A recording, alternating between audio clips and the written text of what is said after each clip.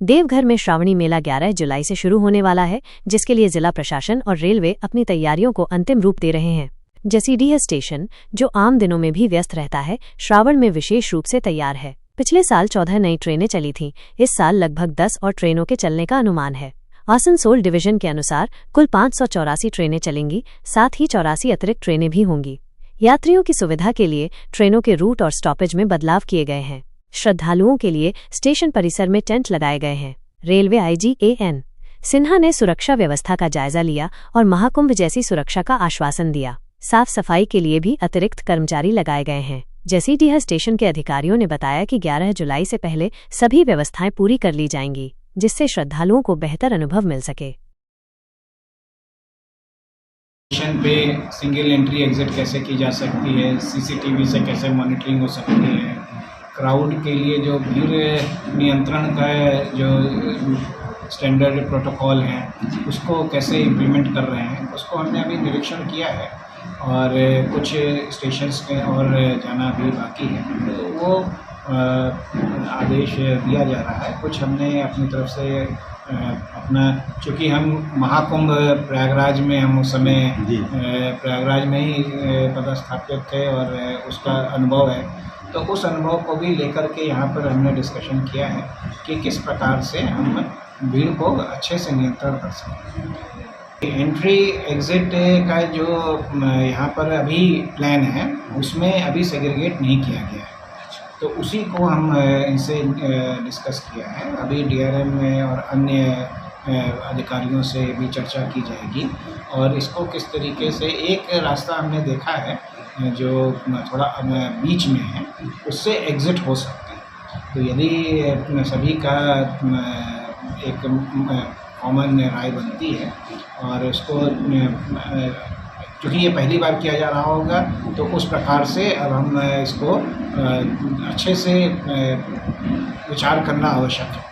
एक बार प्रॉपर सभी से डिस्कशन हो जाए और कुछ हमने इनको अपनी तरफ से सजेशंस दिए हैं, तो उसको एक बार सबसे डिस्कस करके इसको इम्प्लीमेंट किया जाए।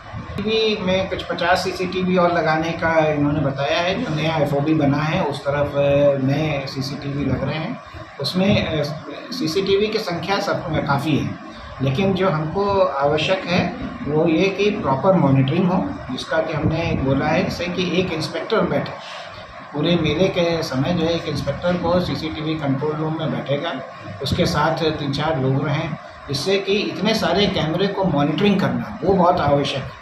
नंबर से ज़्यादा आवश्यकता होती है मॉनिटरिंग की, तो वो मॉनिटरिंग का आदेश दिया गया है। और इसमें कुछ कैमरे हम लोग के एफआरएस कैमरे, मतलब फेशियल रिकग्निशन सॉफ्टवेयर उसमें है, तो कोई ऐसे व्यक्ति जिसको कि हमारी निगरानी में है, तो वो यदि आता है तो उसको हम लोग तुरंत पकड़ सकते हैं। दूसरी चीज़, हम ये भी प्रयास कर रहे हैं कि स्टेट गवर्नमेंट के जो सीसीटीवी हों उनसे हमारा लिंक हो सके, तो वो अभी तक इन लोगों ने नहीं इस प्रकार से किया गया था, तो उसमें स्टेट गवर्नमेंट से बात की जा रही है। तो अगर सिटी में, शहर में जो, या मंदिर के आसपास कितनी भीड़ है, शहर में जो रास्ता स्टेशन की तरफ आ रहा है वो कितना चोक्ड है, वो हमको अगर पहले से ज्ञान रहेगा तो हम स्टेशन की व्यवस्था बेहतर कर सकते हैं। स्टेशन चौक हो गया है तो सिटी में रोका जाए, तो दोनों सिटी का कैमरा हमारे पास हो और हमारे कैमरे का कुछ वर्जन उनके पास भी रहे, जिससे कि पुलिस को स्टेशन की स्थिति दिखाई पड़े और हमें सिटी की व्यवस्था दिखाई पड़े। उन्होंने एक आरपीएसएफ कंपनी का डिमांड किया है और अपने डिवीज़न से एक्स्ट्रा लगभग डिवीज़न से 125 स्टाफ एक्स्ट्रा यहाँ पर रहेगा। उसके अलावा भी कुछ और कंपनी, आरपीएफ की एक स्पेशल फोर्स कंपनी होती है, रेलवे प्रोटेक्शन स्पेशल फोर्स, उसका भी हमने रेलवे बोर्ड से रिक्वेस्ट किया है डीजी महोदय से कि एक कंपनी यहाँ पर दिया जाए। यदि कोई समस्या भी आती है तो